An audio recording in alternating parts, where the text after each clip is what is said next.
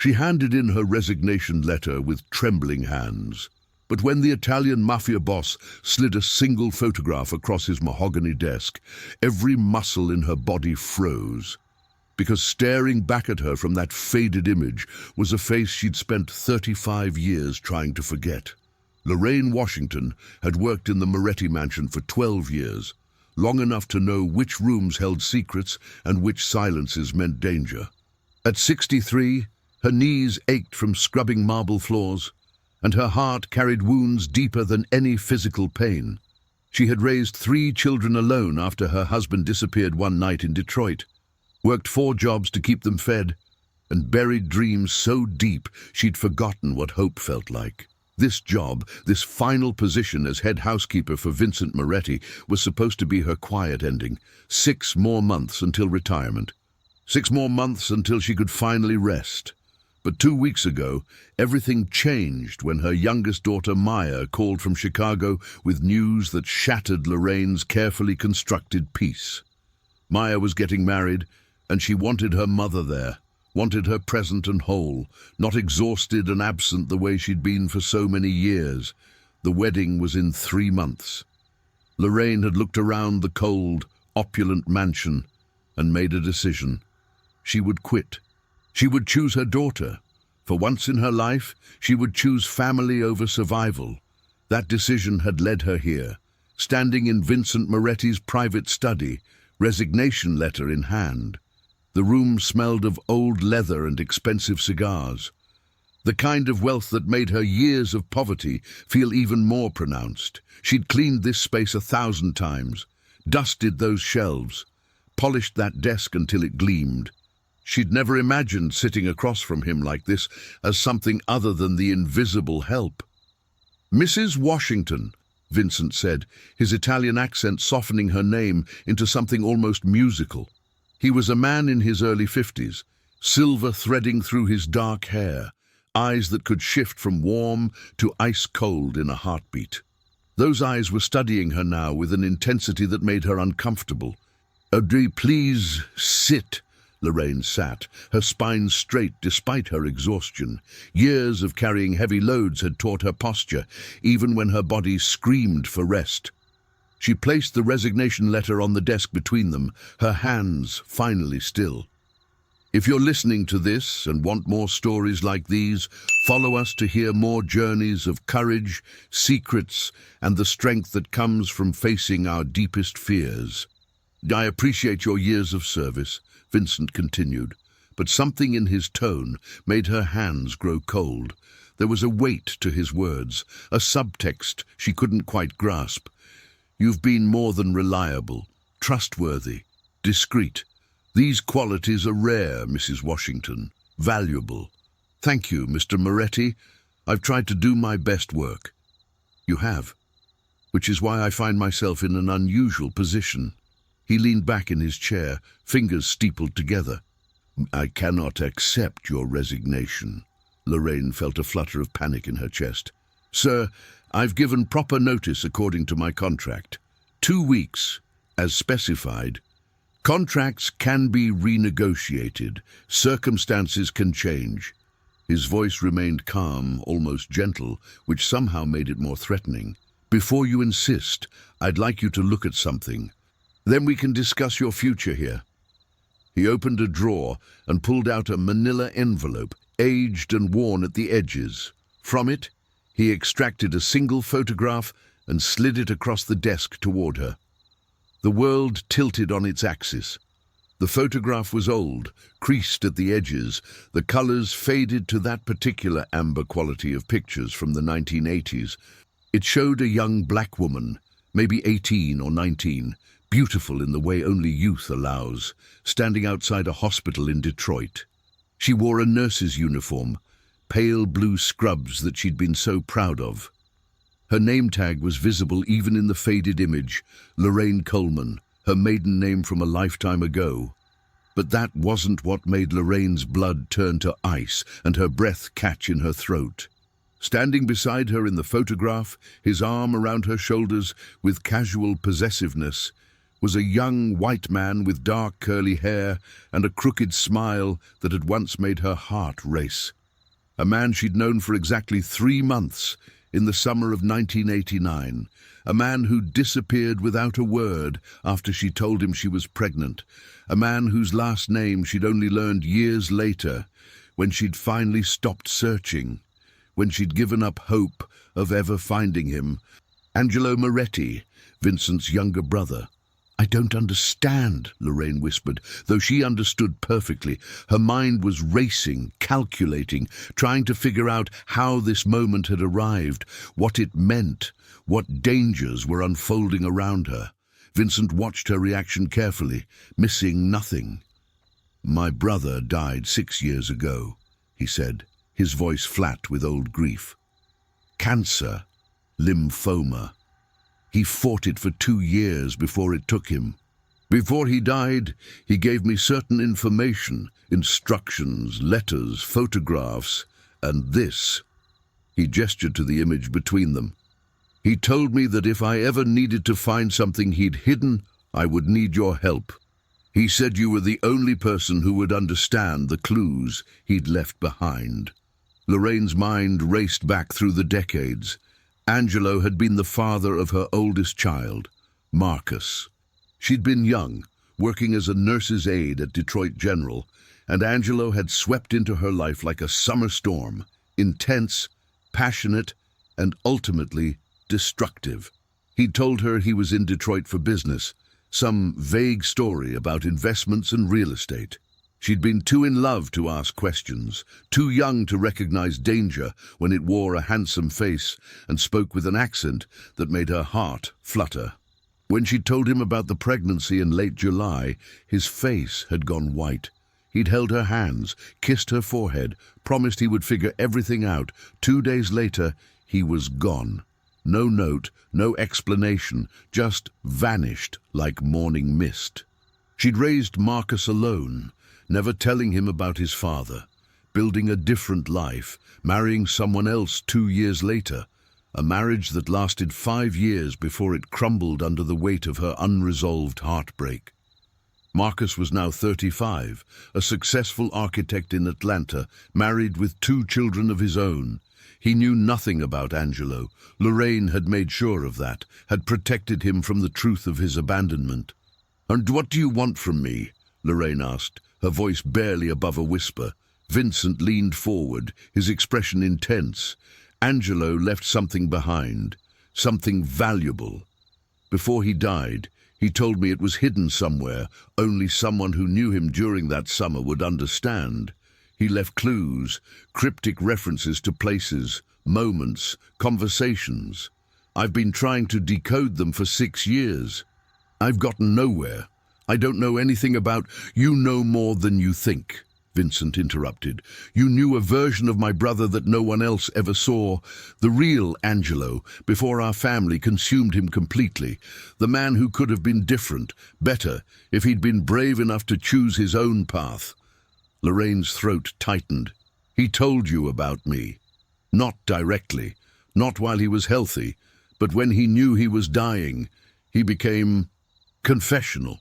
He wrote extensively in journals, documented his regrets, tried to make peace with his choices." Vincent's expression softened slightly. "He wrote about you, Mrs. Washington. Pages and pages about a summer in Detroit, about a young nurse who made him feel alive for the first time in his life, about the greatest mistake he ever made." The words hit Lorraine like physical blows. For 35 years, she'd convinced herself that she'd been nothing to Angelo, just a brief fling he'd forgotten the moment he left Detroit. Learning now that she'd mattered, that he'd remembered, that he'd regretted, it changed something fundamental in her understanding of her own history. "There's something else you should know," Vincent continued, his voice taking on a harder edge. "This isn't just about money or property. Angelo documented everything about that summer in his journals, every date, every conversation, every intimate detail. He kept them hidden, locked away, but they exist." Lorraine felt the room spinning, felt old walls crumbling inside her. Why would he do that? because he was drowning in a life he didn't choose, and those memories were his lifeline. They were his proof that once, briefly, he'd been free. Vincent paused, letting that sink in. If you leave my employment, Mrs. Washington, I cannot guarantee what happens to those journals. There are others in my family who would find them interesting, who would use the information in them. Your son would learn the truth about his father. Your other children would learn you kept this secret for decades. Your future son-in-law's family, very traditional, very conservative from what I understand, would learn about your past. Every detail, every intimate moment. The threat hung in the air like poison gas, invisible but deadly. Lorraine thought of Maya, her youngest, her baby who'd fought so hard to build a stable life after years of struggling with addiction. The wedding was everything to her, a symbol of survival, of second chances, of finally getting things right. Maya's fiancé came from a prominent family, conservative and wealthy, the kind of people who judged others harshly for perceived moral failings. If scandal erupted now, 3 months before the wedding, it could destroy everything Maya had worked for, and Marcus, her brilliant, sensitive Marcus, who'd spent his childhood asking questions about his father that she'd deflected with vague answers and changes of subject. What would it do to him to learn not just the truth about Angelo, but that she'd hidden it from him for his entire life? That every time he'd asked, every time he'd wondered, she'd lied to protect herself as much as him. But if you help me find what Angelo left behind, Vincent said softly, his voice taking on an almost gentle quality, those journals disappear forever. Your secrets remain buried. Your daughter has her perfect wedding. Your family stays intact. You get to retire peacefully, with your dignity intact. Lorraine looked at the photograph again, at her younger self smiling beside a man who would become a ghost, at the life she thought she'd left behind. She saw herself at 19, so full of hope and trust, not yet hardened by disappointment and struggle. That girl had believed in love. That girl had believed that Angelo would come back for her. That girl had been a fool. How long do I have to decide? Lorraine asked, already knowing the answer. Vincent smiled, but it didn't reach his eyes. You already decided, Mrs. Washington. The moment you sat down in that chair, the moment you understood what's at stake. He was right, of course. She'd made her decision the instant she'd seen the photograph, understood the threat. She would do anything to protect her children. She always had. That was the burden and blessing of motherhood. The absolute certainty that you would sacrifice anything, including your own peace, your own happiness, your own sense of right and wrong, to keep them safe. What do you need me to do? She asked, her voice flat with resignation. Vincent pulled out a leather-bound journal from his drawer. We start with this. Angelo's first journal from that summer, June through August 1989. You tell me what's real, what matters, what might be a clue to where he hid what we're looking for. What exactly are we looking for?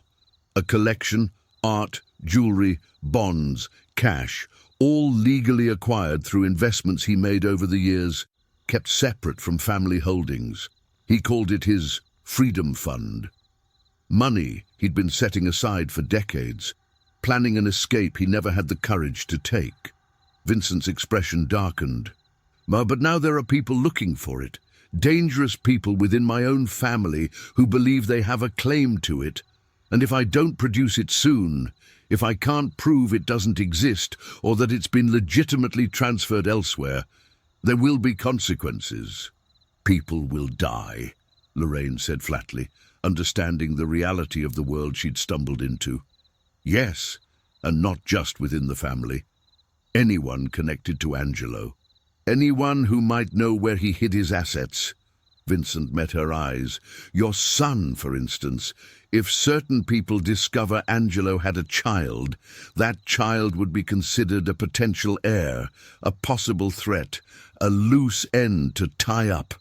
The words were delivered calmly, but they hit Lorraine like hammer blows. This wasn't just about protecting her children from embarrassment or scandal.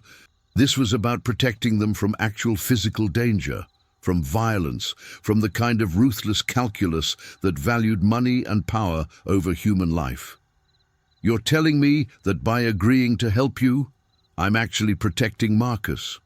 I'm telling you that the moment Angelo wrote about you in those journals, the moment he documented his feelings and regrets, he put you and your son on a map that dangerous people might eventually find.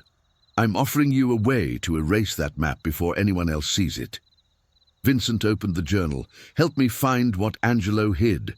Let me prove to my family that it's been handled, that there's nothing to fight over, and I guarantee your family's safety, all of them, forever. Lorraine thought about Marcus, successful and happy in Atlanta with his wife and children. She thought about Maya, so close to her dream wedding, so fragile despite her strength. She thought about her middle child, Jasmine, working as a teacher in Chicago, trying to build a stable life for herself, all of them existing in blissful ignorance of the danger that had been lurking in their past, waiting to resurface. "Show me the journal," Lorraine said. That night, Lorraine couldn't sleep. She lay in her small room on the mansion's 3rd floor, staring at the ceiling, her mind churning through decades of carefully buried memories. The photograph sat on her nightstand, a tangible reminder that the past was never truly dead, that secrets had a way of clawing their way back to the surface no matter how deep you buried them. She thought about Marcus, her firstborn, her miracle baby. She'd been so young when she had him, just 19, terrified and alone. The pregnancy had been difficult, and the birth even worse. 23 hours of labor in a Detroit hospital with no one to hold her hand, no one to tell her everything would be okay. When they'd finally placed Marcus in her arms, she'd looked into his tiny face and made a silent vow. He would never feel unwanted, never feel like a mistake, never know that his father had abandoned them before he was even born. She'd kept that vow for 35 years, worked herself to the bone to give him opportunities she'd never had, stayed up nights helping with homework even when she was exhausted from double shifts, celebrated every achievement like it was a miracle, because to her it was. Marcus had grown into an incredible man despite his origins, or maybe because of them. He was kind and thoughtful, a devoted husband and father, successful in his career. Everything she'd hoped for him. What would it do to him to learn the truth now? To discover that his father hadn't been just absent, but had been a member of the Mafia, that his mother had lied to him every day of his life, that his very existence was now putting him in danger. And Maya, her baby, her bright star who'd fought her own battles.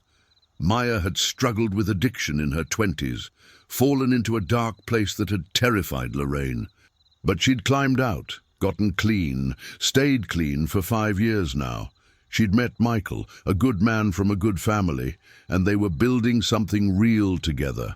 The wedding was everything to Maya, a symbol of survival, of second chances, of finally getting things right.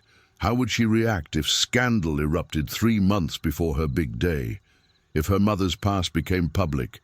If Michael's conservative family learned about the secrets and lies?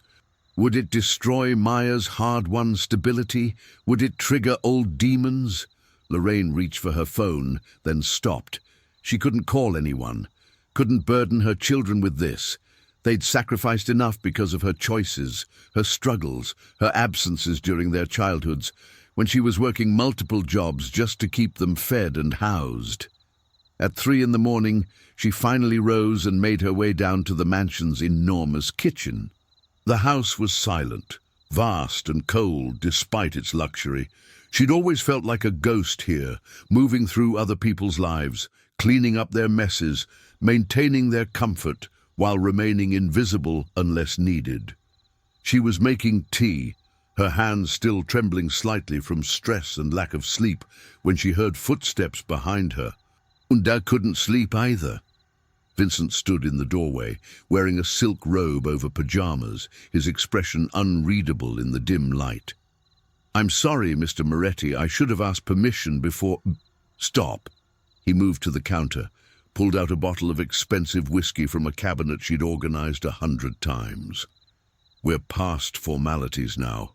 Lorraine, you can call me Vincent, and tea won't help tonight. Trust me." He poured 2 generous glasses, slid one across the granite island toward her. They sat at the kitchen island, this strange tableau, Mafia boss and housekeeper, drinking whiskey at 3 in the morning, bound together by secrets from a dead man's past. "Angelo was my younger brother by 8 years, Vincent said finally, staring into his glass. "I practically raised him after our father died. I was 17, he was 9. I thought I knew everything about him, every secret, every dream, every fear. But after he died, I found so many things I never suspected. Offshore accounts, property deeds in names I didn't recognize, and the journals, pages and pages about a summer in Detroit, about a young nurse who made him feel alive in a way our world never could." He paused, took a drink. "About you." Lorraine sipped the whiskey, felt it burn down her throat, warming her from the inside. "He wrote about me. Extensively, obsessively even. You were clearly the most important thing that ever happened to him. The what-if that haunted him until the day he died." Vincent's voice held genuine sadness. "He wanted to come back to you. Did you know that? After he disappeared, after he returned to New York, he wanted to come back. Wrote about it constantly in his journals. But our uncle, the head of the family then, forbade it. Said Angelo had responsibilities here, a future wife already selected from the right family, the business to consider, our reputation. Angelo was weak. He listened." "Why are you telling me this?" Lorraine asked, unsure if knowing made things better or worse. "Because you need to understand that this isn't about revenge or cruelty on my part. I'm not trying to hurt you or your family. Angelo left something behind that's worth at least $20 million, maybe significantly more. And before he died, he told me the location was hidden in the story of that summer. In places only you would remember, in moments only you two shared. The journals are full of cryptic references that mean nothing to me, but might mean everything to someone who was actually there. After 35 years, I don't remember much. It was a lie, and they both knew it." Vincent smiled sadly. "You remember everything. I can see it in your eyes, the way you looked at that photograph. That wasn't confusion, that was recognition, that was pain. That was a woman seeing a ghost from her past and having all those old feelings come flooding back." They sat in silence for a moment, the only sound the ticking of the antique clock on the wall, each tick marking another second in this surreal situation. "And what exactly did Angelo leave behind?" Lorraine asked. "A collection he assembled over 30 years, art pieces purchased through legitimate auctions, jewelry he bought as investments, bonds, certificates of deposit, cash, all of it acquired legally, documented properly, kept completely separate from family business. He called it his freedom fund, the money he would need to disappear, to start over somewhere far away from our world." Vincent's expression darkened. "But he never used it, never had the courage to actually leave. And now there are people in my family who think they have a claim to it. My cousin Luca, primarily. He's building a coalition, trying to take control of certain family operations. He needs capital, and he believes Angelo's fortune rightfully belongs to the family, not to Angelo's personal heirs." "But Angelo didn't have heirs," Lorraine said carefully. "He never married, did he?" "No. But that's where it gets complicated." Vincent met her eyes. "What if someone proves Angelo had a son? What if that son could make a legal claim to Angelo's personal assets? That would tie everything up in courts, make it inaccessible to Luca, possibly expose details about our family that we can't afford to have exposed." The implications hit Lorraine like a physical blow. "You want me to help you find the money, so you can hide it before anyone discovers Marcus exists. I want to protect your son, while also satisfying my cousin that there's nothing to fight over. If we find what Angelo hid, and I can prove it's been legally distributed, or doesn't exist in accessible form, Luca backs off. Your son stays safe. Your family stays off everyone's radar. And if we don't find it, then Luca keeps digging, keeps investigating Angelo's past, eventually finds those journals, eventually finds you, and through you finds Marcus. Vincent's voice was grim. And Luca isn't bound by the same sense of honor I am. He won't offer protection. He'll see your son as either a useful tool or a dangerous obstacle, depending on what serves his purposes. Lorraine felt her chest tighten with fear. This was worse than she'd thought. She'd agreed to help to prevent embarrassment, to protect her children from scandal. But now she understood the stakes were much higher. This was about actual survival, about keeping her children safe from people who solved problems with violence. "Where do we start?" she finally asked, her voice barely above a whisper. Vincent pulled out the leather-bound journal from where he'd set it on the counter. With this, the first diary, June 1989. "You tell me what's true, what matters, what might be a clue." He opened to the first page, and Lorraine saw Angelo's handwriting, small, neat, precise, somehow heartbreaking in its ordinariness. The first entry was dated June 3rd, 1989, the day they'd met. "Read it to me," she said, closing her eyes, bracing herself for the memories. Vincent began to read. "Met her today outside Detroit General. Name tag said Lorraine, smile like sunrise. Asked her about the best coffee in the neighborhood. She laughed and said there wasn't any. Made me want to stay anyway." The memory came back with perfect clarity. She'd been on a break, standing outside the hospital, exhausted from a 12-hour shift. She'd been smoking back then, a habit she'd quit years later, and this impossibly handsome man with an Italian accent had approached her, lost, asking for directions. They'd talked for 20 minutes, and she'd felt something shift inside her, something she'd never felt before. "The coffee shop," Lorraine said, opening her eyes. "There was a terrible coffee shop 2 blocks from the hospital. Everyone complained about it, but it was the closest option. But across the street from that coffee shop, there was a diner, Mama Ruby's. She made real coffee, the kind that tasted like home, like someone cared." Vincent made a note in a small notebook. "Mama Ruby's. Is it still there?" "No. It closed in the mid-90s. But I remember the address, 2847 Woodward Avenue." They spent the next 3 hours going through entries, Lorraine filling in details that Angelo had left cryptic or abbreviated. A restaurant called Giuseppe's, where they'd shared their first real meal. Wine and pasta and conversation that lasted until the staff started putting chairs on tables. A park called Palmer Park, where they'd walked after her night shifts, watching the sun rise over Detroit while he told her stories about growing up in New York, carefully edited stories that left out the dangerous parts. A jazz club in a basement on 3rd Street. She couldn't remember the name, but she remembered the music, the way Angelo had held her while they danced, the way the world had felt full of possibility. With each memory, Lorraine felt layers of protection she'd built around her heart begin to crack. She'd convinced herself over the years that Angelo had been a mistake, a moment of weakness, a youthful folly she'd paid for with decades of struggle. But reading his words, hearing Vincent describe how extensively Angelo had documented their time together, she remembered the truth she'd buried. She'd loved him desperately, completely. The kind of love that happens once in a lifetime and ruins you for anything else. That's why her marriage to Gerald, Marcus's stepfather, had failed after just 5 years.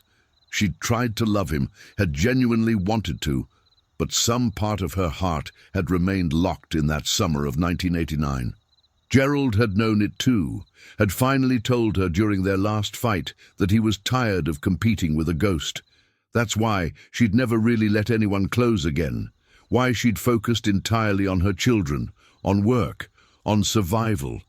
It was easier than risking that kind of pain again. "There's something else," Vincent said, as dawn began to break through the kitchen windows, painting everything in shades of gold and pink. Angelo mentioned a gift you gave him. He wrote, "She gave me a box today, said it contained her heart. I've never received a more precious gift, hidden it in my secret place where no one can find it, where it will always be safe." The music box. Lorraine remembered now, the memory rushing back with painful clarity. It had been mid-July, about 3 weeks before she'd told him about the pregnancy. She'd found a small wooden music box at a thrift store on Grand River Avenue. It was inlaid with mother-of-pearl in a pattern of flowers, and when you opened it, it played La Vie en Rose, the Edith Piaf song they danced to that first night at the jazz club. She'd filled the box with notes she'd written on her breaks at the hospital, silly, romantic things, poetry she'd attempted, promises about their future together, dreams she'd spun about a life they might build. She'd given it to him on a Sunday afternoon in his rented room, and he'd cried. Actually cried, tears streaming down his face as he held the box and read her notes.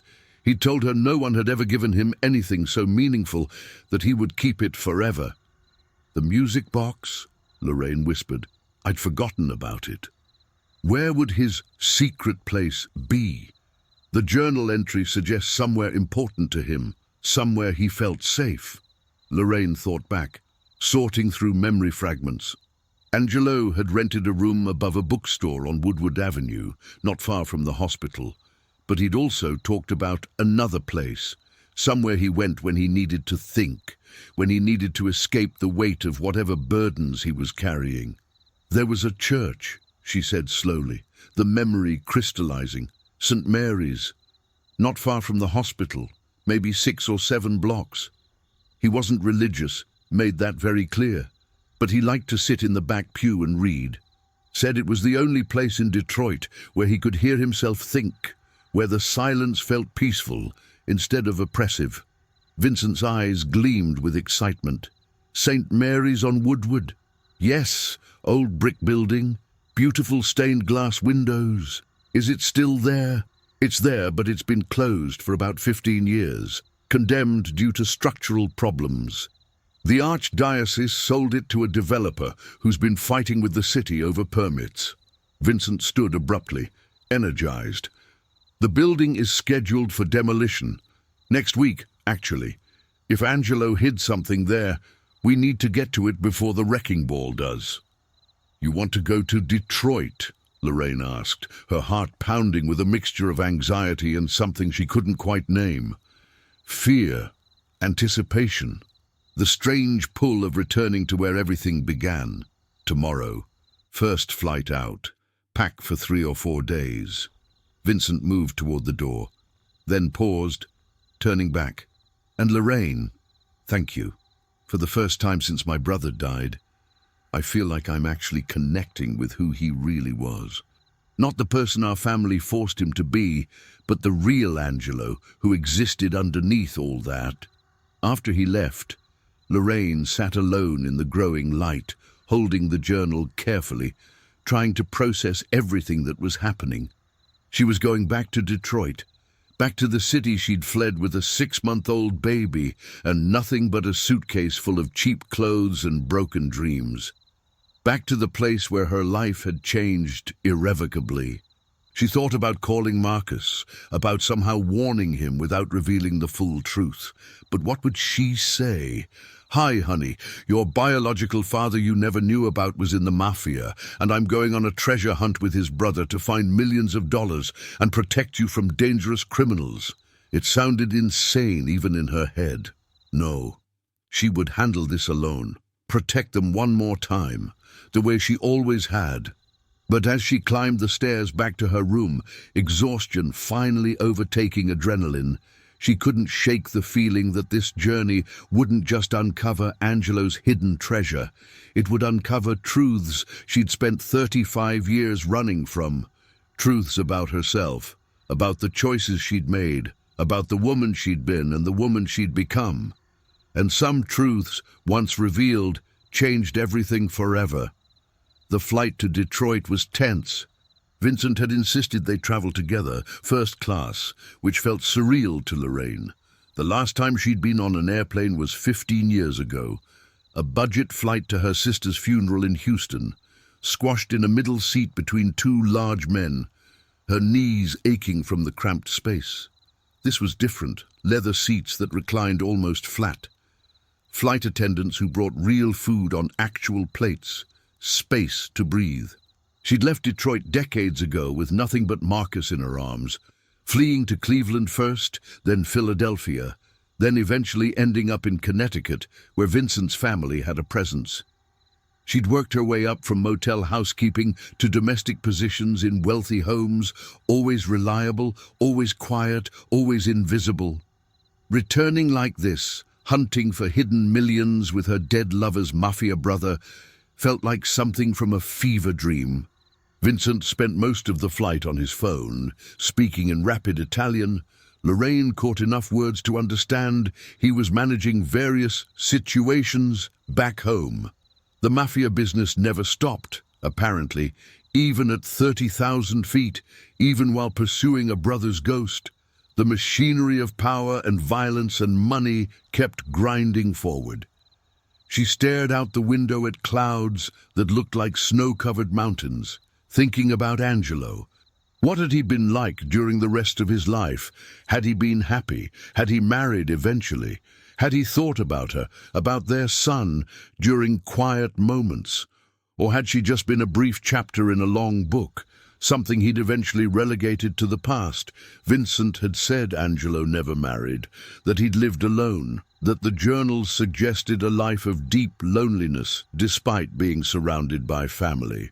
That knowledge made Lorraine's chest ache with a complicated grief. She'd wanted him to suffer, had spent years imagining him living happily while she struggled, but somehow knowing he'd been lonely too, that he'd carried regrets, made it worse. When they landed at Detroit Metropolitan Airport, a car was waiting. Not a limousine, which Vincent had insisted would draw too much attention, but a sleek black sedan with tinted windows. The driver was a silent man in his 50s who never made eye contact, never spoke beyond a brief greeting, just loaded their bags and drove. Detroit had changed. Lorraine pressed her face to the window, watching her old city roll past. The downtown area was undergoing revitalization.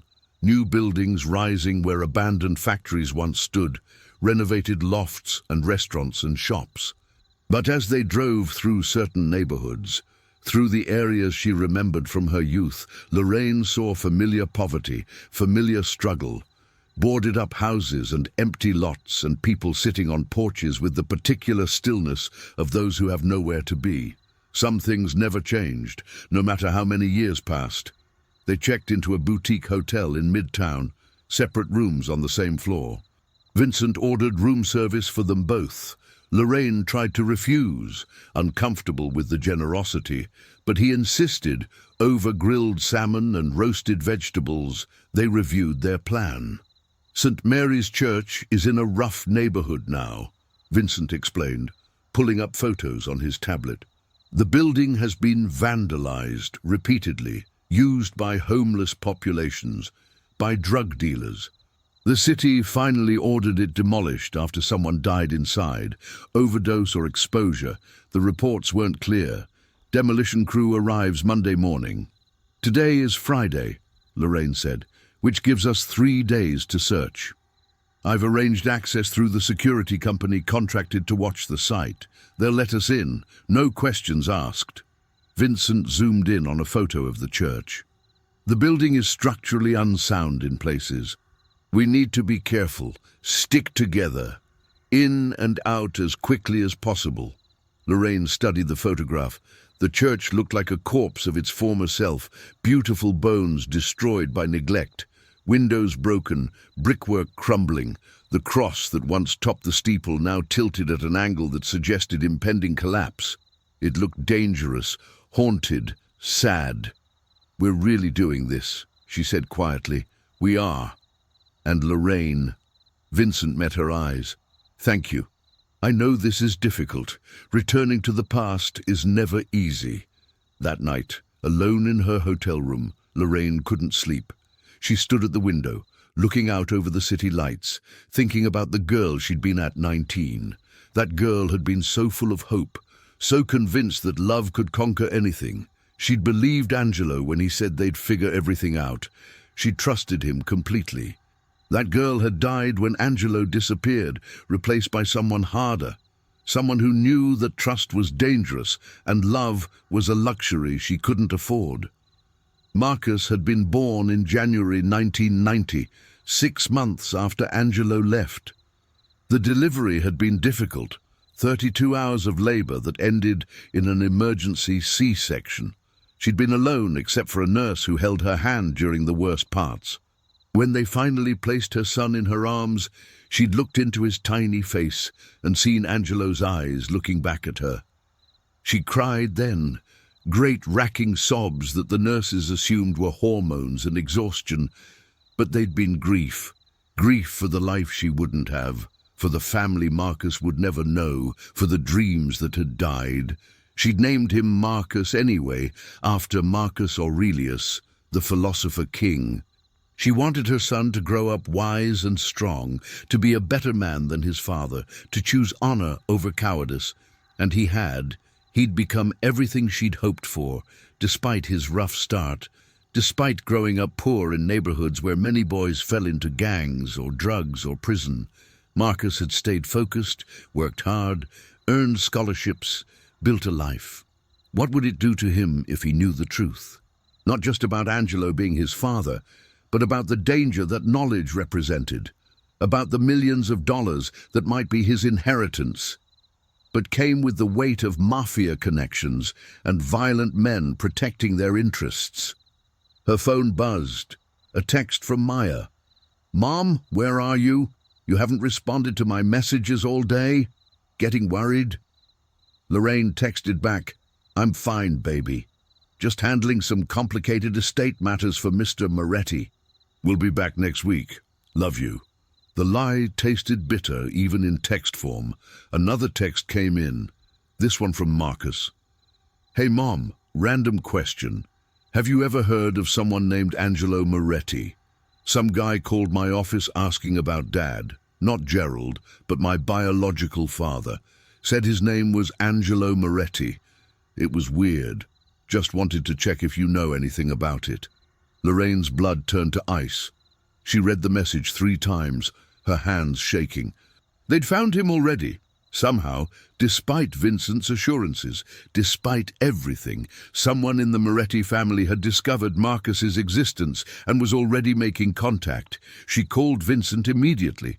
He answered on the first ring.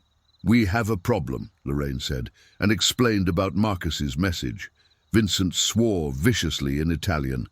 "That's Luca. He must have someone monitoring Angelo's old communications, his old contacts.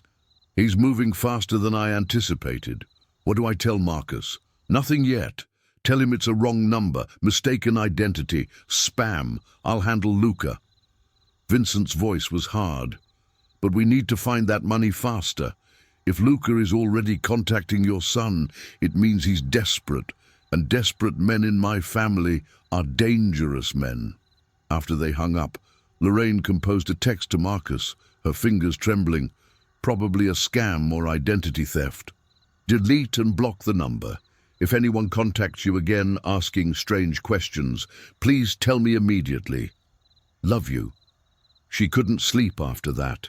Lay in bed staring at the ceiling, listening to the unfamiliar sounds of the hotel, her mind racing with worst-case scenarios. What if Vincent couldn't control his cousin? What if Luca decided Marcus was worth more as leverage than as an inconvenience? What if her decision to help Vincent actually put her son in more danger rather than less? At some point near dawn, she must have dozed off because she jolted awake to pounding on her door. She grabbed the hotel robe, heart hammering, and checked the peephole. Vincent stood there, looking grim. She opened the door. "What's wrong?" "Luca is in Detroit. He followed us here, or figured out where we were going. I just got a message from one of my people. He's staying at the MGM Grand, brought 3 of his men with him." Vincent's jaw was tight. "We need to move now, get to the church before he does." Lorraine looked at the clock, 6:30 in the morning. The security guard won't be there until 9. "We're not waiting for the security guard." Vincent's expression was resolute. "Get dressed. We're going in now." 30 minutes later, they pulled up to St. Mary's Church as the sun was just beginning to rise, painting the Detroit sky in shades of pink and gold. The church stood on a corner lot, surrounded by chain-link fencing and "condemned" signs. The once beautiful brick building had fallen into disrepair that looked even worse in person than in photos. Windows broken and gaping like empty eye sockets, the steeple tilting at an angle that defied gravity. Graffiti covering much of the lower walls, names and symbols and profanities marking the building's slow death. Vincent produced bolt cutters from the trunk of their car. "We have maybe 2 hours before Luca figures out we're here. Maybe less." He cut through the chain on the fence gate, and they slipped inside. Up close, the church felt even more like a corpse, something that had once been alive and beautiful, now just a shell housing decay. Inside, dust motes danced in the shafts of light coming through broken windows. The pews were still there, damaged and faded, some of them broken or missing. The altar stood bare, stripped of all religious artifacts by salvage crews or thieves years ago.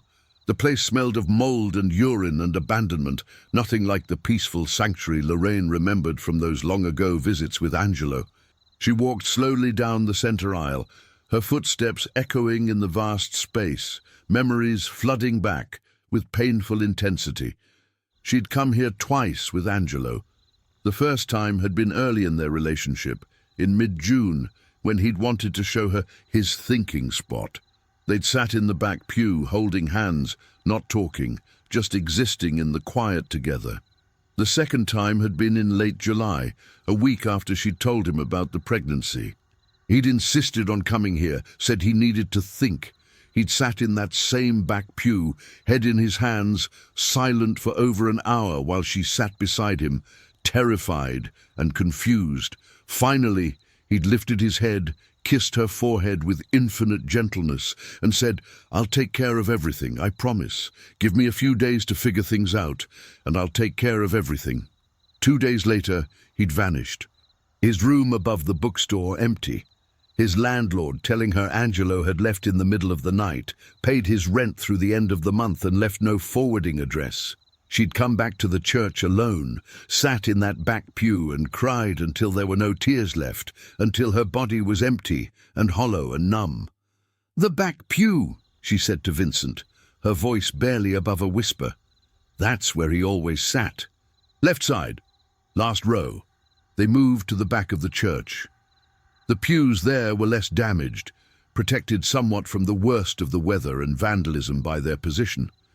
Vincent began examining them carefully, running his hands along the surfaces, checking underneath, looking for any kind of compartment or hiding place. "Here," he said suddenly, excitement in his voice. There was a small panel carved into the side of the pew, barely visible unless you knew to look for it. The wood had swollen and warped over the years, making it almost impossible to distinguish from the rest of the pew's side. Vincent pulled out a folding knife, carefully prying at the edges. The panel gave way with a groan of old wood. Behind it was a hollow space, and inside that space was a metal box, about the size of a shoebox, covered in rust and corrosion from decades of moisture. With trembling hands, Vincent lifted it out. The box was heavier than it looked, and something shifted inside it when he moved it. The lock was old, corroded, barely holding. Vincent smashed it with the butt of his knife. The lid creaked open with a sound like a scream. Inside was the music box Lorraine had given Angelo, still beautiful despite the years. The mother-of-pearl inlay gleamed in the morning light. Beneath it were papers, documents that looked important, bonds that even Lorraine could tell were valuable. What looked like property deeds, all wrapped in plastic that had preserved them from moisture. And underneath everything, also wrapped in plastic, was a letter addressed in Angelo's handwriting. "To Lorraine, if she ever finds this." Lorraine reached for it with shaking hands, her breath catching in her throat. Vincent watched her carefully, giving her space. "Read it," he said softly. "It's yours." With fingers that felt numb, Lorraine unfolded the yellowed pages. Angelo's handwriting swam before her eyes, and she had to blink several times to clear her vision enough to read. "My dearest Lorraine," the letter began, and already tears were falling. "If you're reading this, then I'm dead, and Vincent has finally found this box, and he's brought you here to the place that meant something to both of us. I'm sorry. God, I'm so sorry for everything. For leaving you when you needed me most. For being too weak to stand up to my family, to my obligations, to the weight of expectations I was born under. You deserved so much better than me. Our son deserved better. Yes, I know you had a boy. His name is Marcus. I kept track over the years, watched from a distance, hired people to send me updates. I saw him grow into a good man, an amazing man. You did that, Lorraine. You gave him everything I never could. Stability, love, a chance at a real life.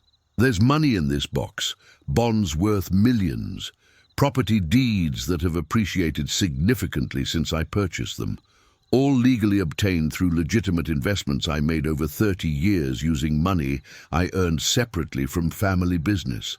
It's clean money, though I know that doesn't absolve me of my other sins, but it's for him, for Marcus, for our son. Tell him about me if you want, or don't. Let him decide what to do with this knowledge, with this inheritance, but make sure he gets what's rightfully his. Make sure he understands that even though I failed him in every other way, I never stopped thinking about him, never stopped hoping he'd have the life I couldn't give him. And Lorraine, I loved you. I need you to know that, even if it doesn't matter now, even if I don't deserve forgiveness. Every day of my miserable life, I loved you. I just wasn't brave enough to choose love over fear, wasn't strong enough to fight for what I wanted, be braver than I was, live the life I was too cowardly to live. Tell our son about courage, about choosing what's right even when it's hard. That's my only request. Angelo." Lorraine read the letter 3 times, tears streaming down her face. 35 years of anger and grief and confusion, finally finding release. All these years, she'd thought he'd simply abandoned them without a second thought. She'd built an entire narrative around his cruelty, his selfishness, his complete indifference to her suffering. But he'd known, he'd watched, he'd cared. He'd spent 30 years building a fortune for a son he'd never met. Driven by guilt and love and regret, it didn't excuse what he'd done. Nothing could excuse abandoning a pregnant 19-year-old to face everything alone. But it softened something inside her that had been hard and angry for so long. It gave her closure she hadn't realized she needed. Vincent was quiet, reading over the documents with a professional eye. Finally, he looked up, his expression showing genuine surprise. "These bonds alone are worth at least 15 million, maybe more depending on current market values. The property deeds, if the land hasn't been sold or developed, could be worth another 10 to 15 million. Lorraine, Angelo left your son a fortune. He wanted Marcus to have it," Lorraine said, her voice thick with tears. "That was always his intention." "I know." Vincent carefully repacked everything into the box, handling the documents with respect. "But there's a problem we need to address." "What problem?" "Everything I told you before about Luca, about the danger, about people coming for this money, that's all still true. If Luca finds out about this inheritance, if he discovers that Angelo had a son, he'll come for Marcus. Not to give him the money, but to either use him as leverage or eliminate him as a potential threat to family interests." Vincent's expression was grave. "We need to be strategic about how we handle this." Before Lorraine could respond, her phone rang. Marcus's name flashed on the screen. With trembling hands, she answered. "Marcus, honey, what's wrong?" "Mom!" Her son's voice was tight with barely controlled panic. "Where are you? Some men just came to my office. Italians, expensive suits. They said they need to talk to me about my father, about Angelo Moretti. They knew things. Mom, they knew my birthday, knew I grew up in Detroit, knew your maiden name. What the hell is going on? Who are these people? Lorraine felt the world tilting beneath her feet. Luca had moved faster than any of them anticipated. He'd already found Marcus, was already making his play. "Listen to me very carefully," Lorraine said, forcing her voice to stay calm even as her heart raced. "Where are you right now?" "Still at my office. They're waiting in the conference room. They said they're not leaving until they get answers." "Marcus, I need you to do exactly what I say. Tell them you need to make a phone call first, that you have a right to speak with an attorney before discussing anything. Can you do that?" "Mom, you're scaring me. What's happening?"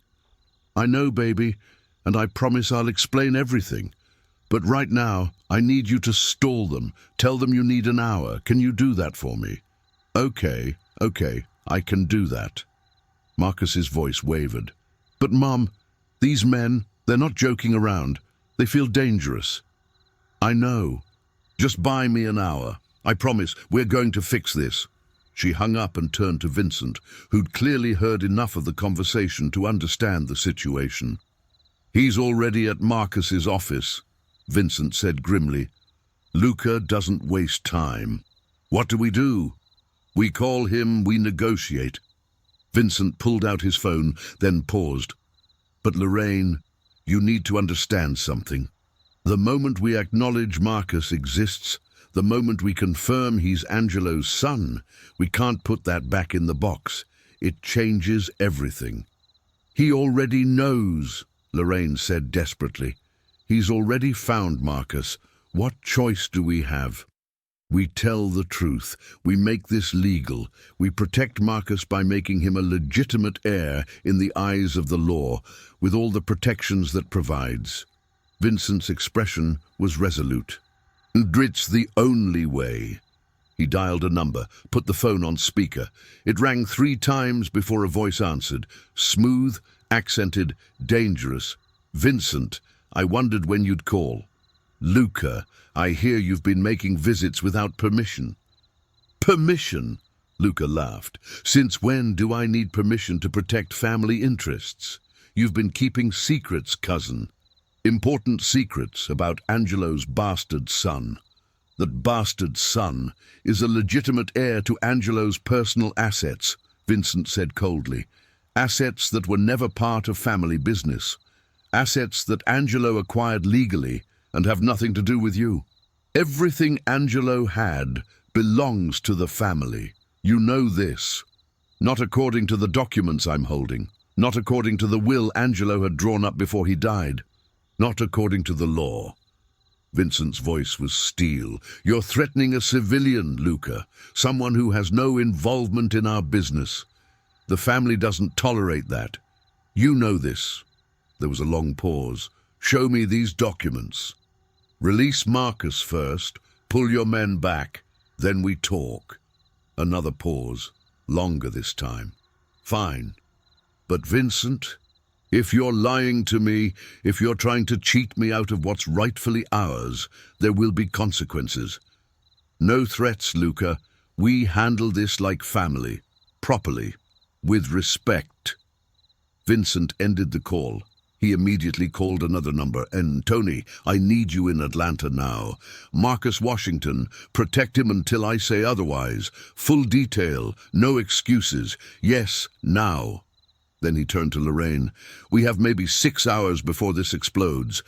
We need to get these documents authenticated, get them registered, get Marcus officially listed as Angelo's heir.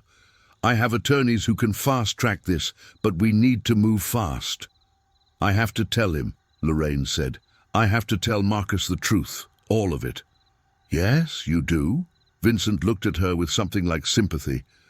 "And it's going to be one of the hardest things you've ever done. But it's the only way to protect him now." They rushed back to the hotel, Vincent on the phone the entire time, coordinating lawyers, accountants, protection details.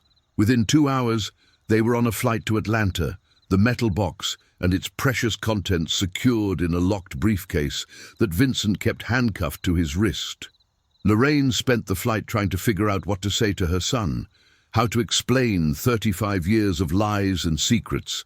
Every version she constructed in her head sounded inadequate, insufficient to contain the complexity of truth she needed to convey.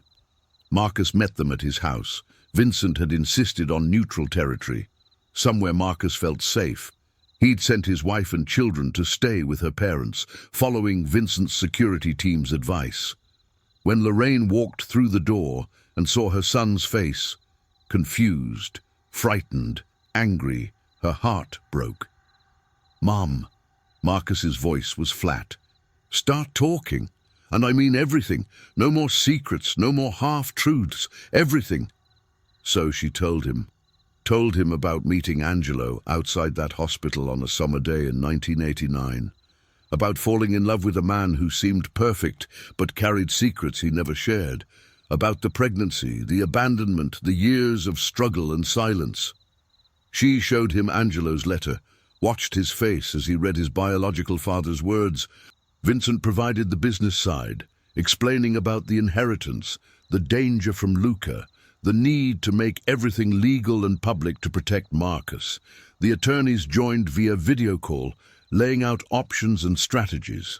Marcus listened to everything without interrupting, his architect's mind clearly processing, calculating, trying to make sense of information that challenged everything he thought he knew about his identity.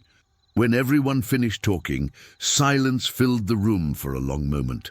"So let me get this straight," Marcus finally said, his voice careful and controlled.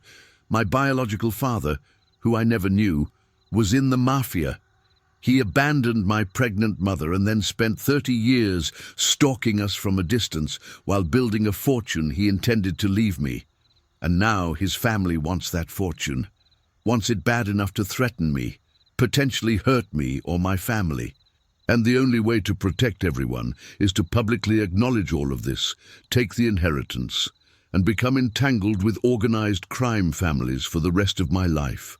That's a simplified version, but essentially, yes," Vincent said. Marcus laughed, but there was no humor in it.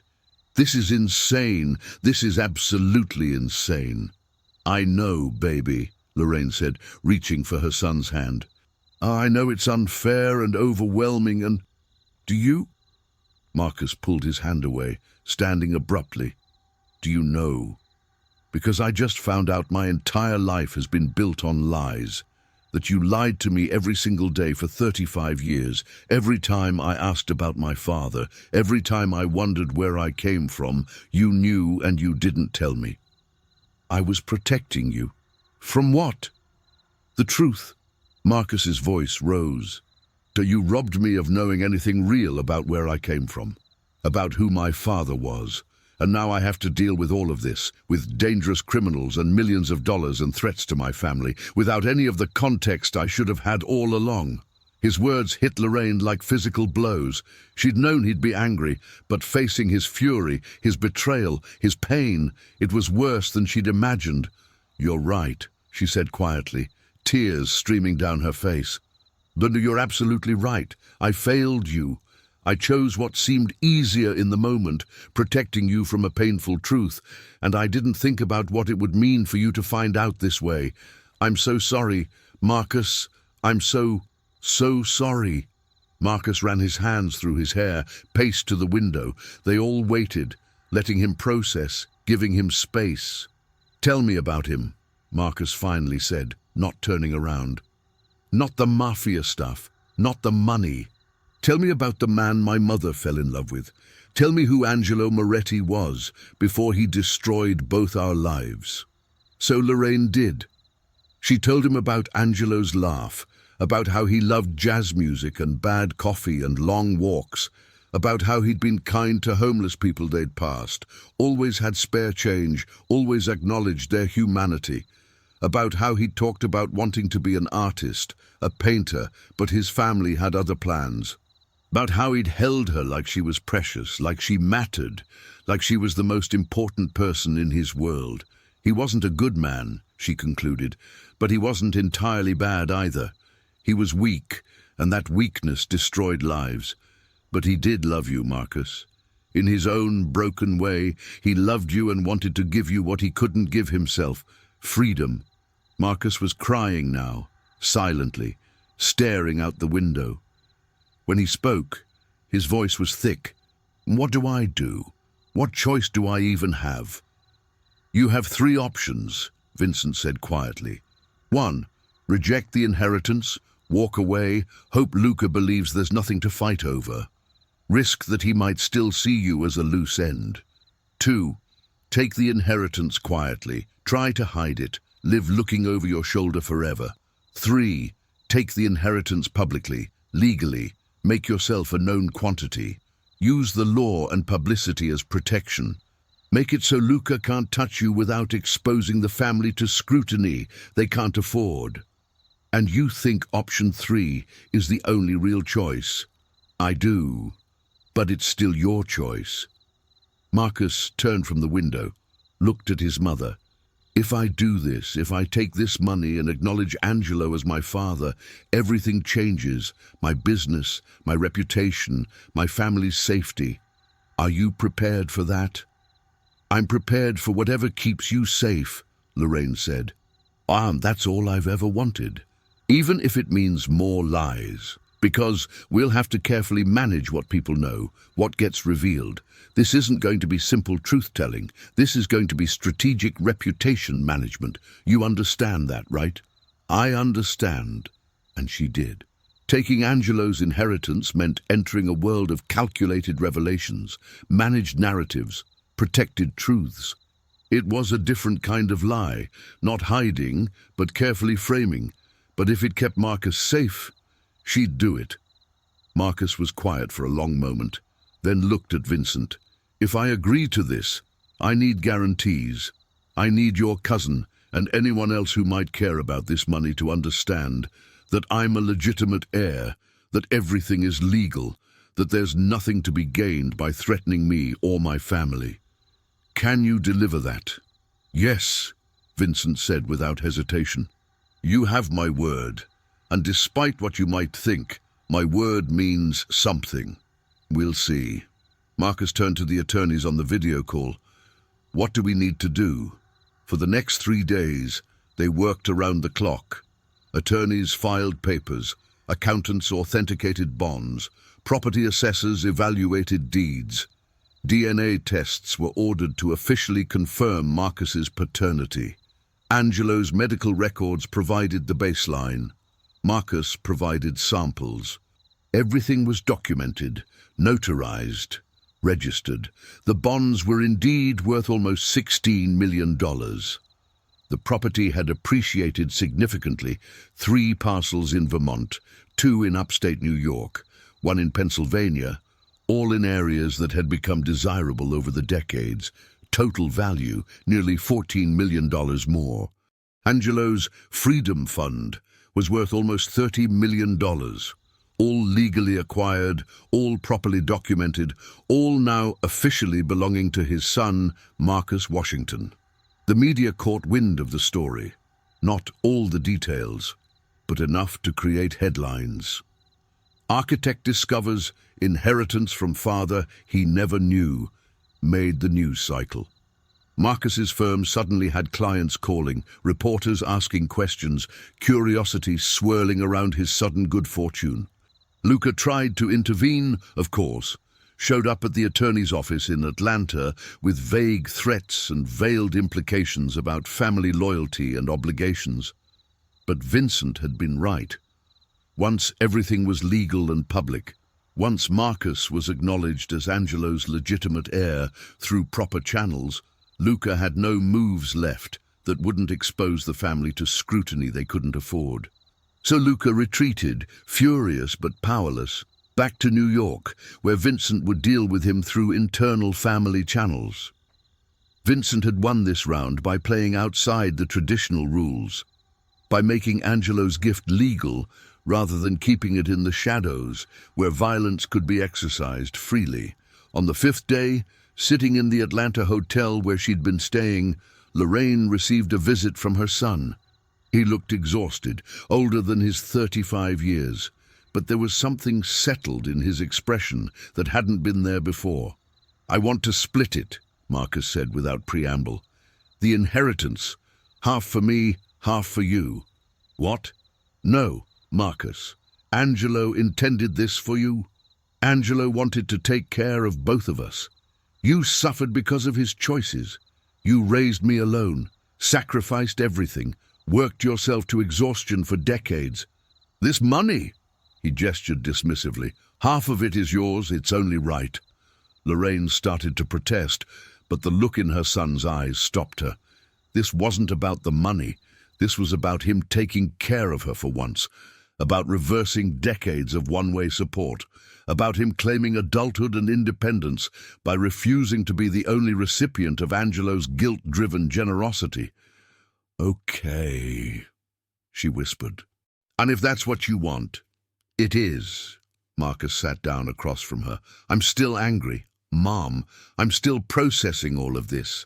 But I understand why you did what you did, even if I don't agree with it. You were protecting me the only way you knew how. I'm sorry I didn't trust you enough to handle the truth. I'm sorry it took this insane situation for us to finally have honest conversations." Marcus managed a small smile. Maybe that's Angelo's real gift, forcing us to stop hiding from each other." Later that day, Lorraine called Vincent at his hotel. "It's done," she told him. "Marcus is safe. The inheritance is settled. Your cousin has backed off. For now," Vincent said, "Luca will lick his wounds and move on to other schemes. That's how these things work. What about you? Won't there be consequences for you? For helping us, for going against your family's interests?" "Probably, but I'll handle it. And Lorraine." He paused. "Thank you for helping me understand my brother, for showing me that sometimes the bravest thing we can do is tell the truth, even when it costs us." Angelo would have appreciated that. Would he? I think so. I think that's what he was trying to do with that letter, with that inheritance.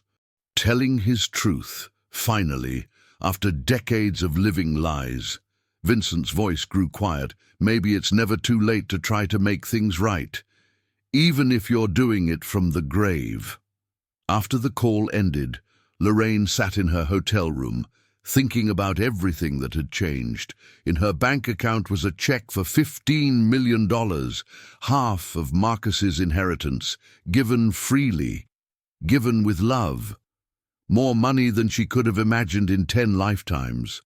But more valuable than that was the look in Marcus's eyes when they'd said goodbye that morning, a look that said, "I'm hurt, and I'm healing, and we'll figure this out together."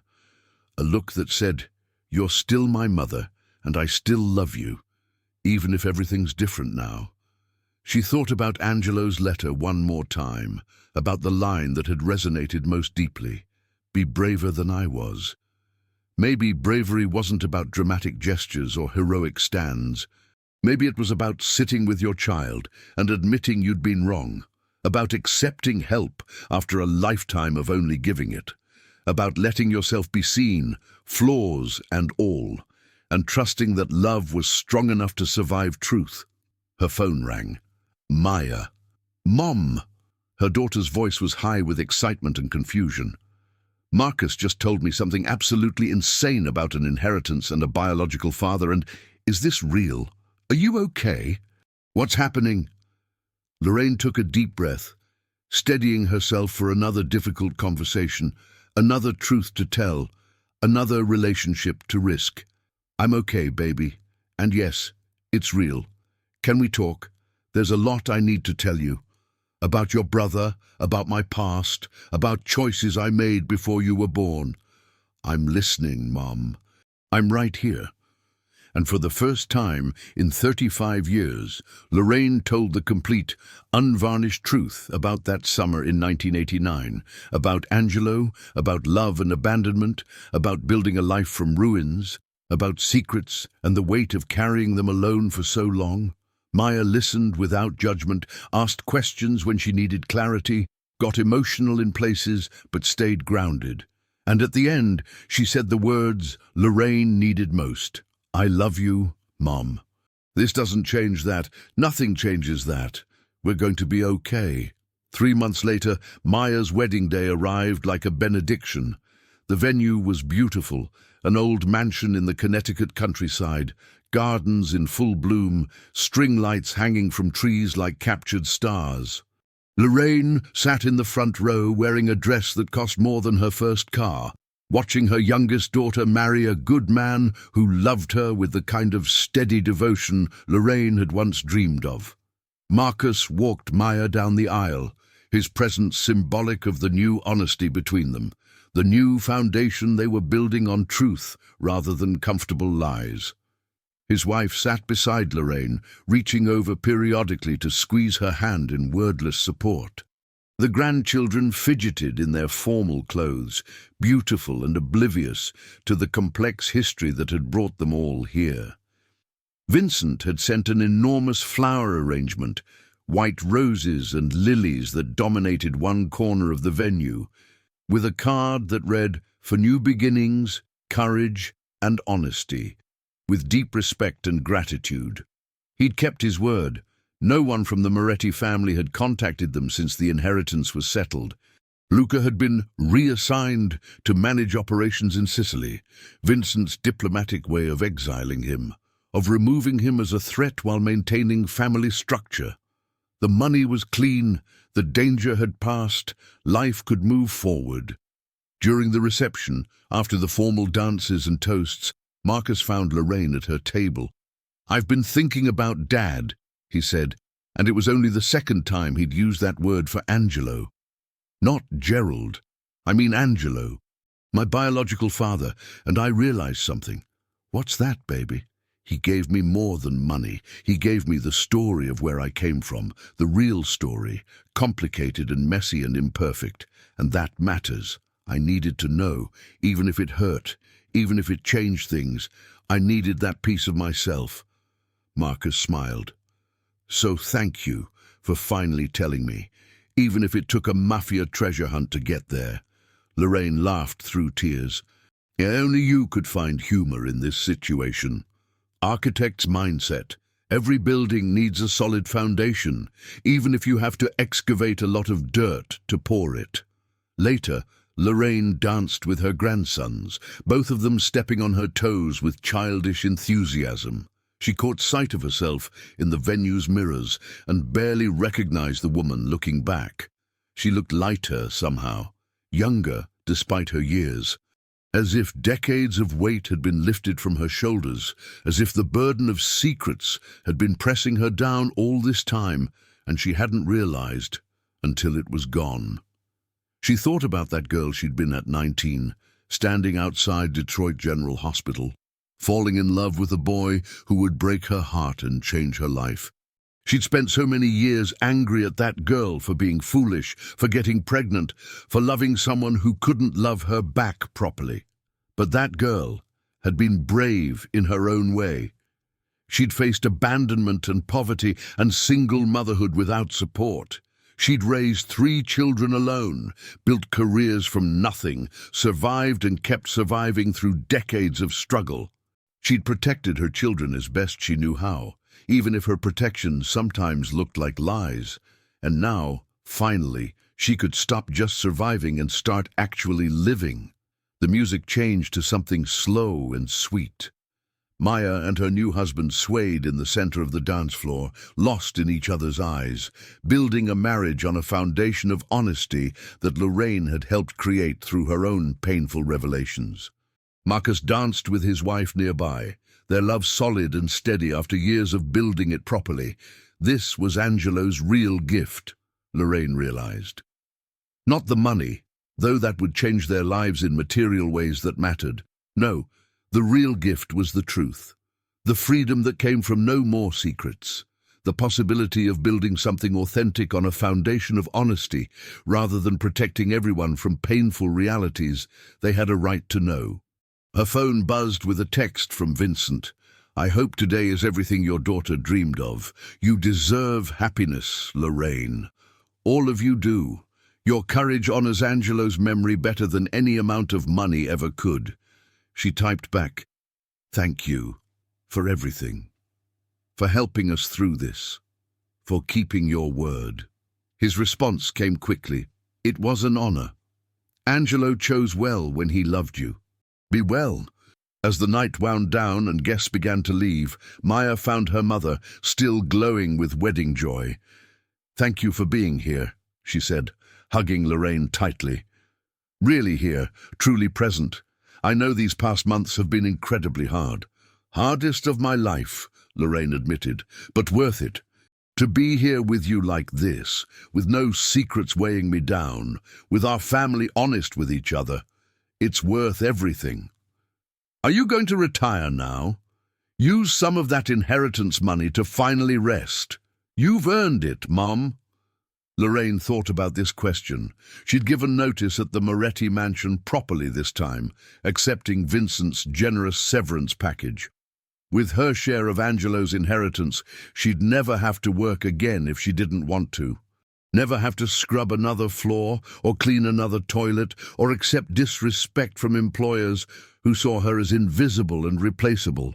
But the question was, what did she want to do with the rest of her life? She was 63, healthy despite years of hard physical labor. She could have another 20 or 30 years ahead of her. What would she do with them? "I think I might go back to school," she said, the words surprising her even as she spoke them. "And I always wanted to be a real nurse, not just an aide. Maybe it's not too late." Maya's eyes lit up with understanding and approval. "Mom, that's perfect. You'd be an amazing nurse. You've been taking care of people your whole life, might as well get paid properly for it and do it on your own terms." "I'm 63 years old. People will think I'm crazy." "So, since when do you care what people think? You've spent your whole life defying expectations. Why stop now?" Why stop indeed? That night, alone in her hotel room, Lorraine opened her laptop, a new one she'd purchased, part of stepping into a life where she had resources instead of constantly scarcity. She researched nursing programs for adult learners, programs designed for people returning to education after decades away. A new life, a new beginning.